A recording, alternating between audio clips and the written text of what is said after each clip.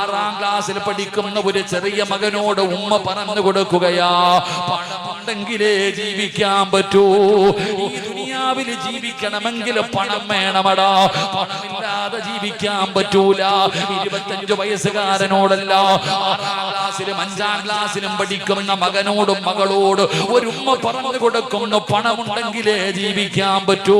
പെങ്ങളെ, +1 പഠിക്കുന്നവന്റെ ബാഗിനകത്ത് നിന്ന് കഞ്ചാവ് പിടിക്കാനുള്ള കാരണം എന്തെന്നറിയോ?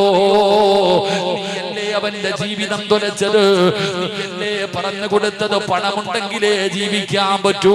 അതുകൊണ്ട് പണമുണ്ടാക്കാനുള്ള എളുപ്പവഴി ഇന്നത്തെ തലമുറ നേടുന്നത് എങ്ങനാ? പക്ഷേ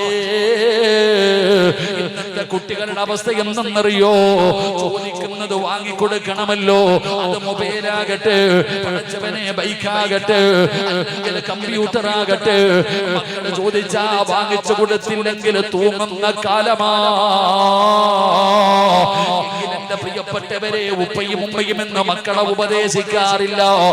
ഇരുന്നിരിക്കുന്ന പ്രായമുള്ളവരോട് ചോദിക്കട്ടെ, നിങ്ങൾ ആരെങ്കിലും പ്രായമുള്ള നിങ്ങളുടെ വാപ്പയുടെ മുമ്പിൽ ചെന്നിട്ട്, വാപ്പാ എനിക്ക് സൈക്കിൾ വാങ്ങണം, എനിക്ക് മൊബൈൽ വേണം, എനിക്ക് ബൈക്ക് വേണം, എനിക്ക് അത് വേണം ഇത് വേണമെന്ന് പറഞ്ഞ് ഈ പ്രായമുള്ളവരാരും വീട്ടിൽ ചെന്ന് വഴക്കുണ്ടാക്കിയിട്ടില്ല.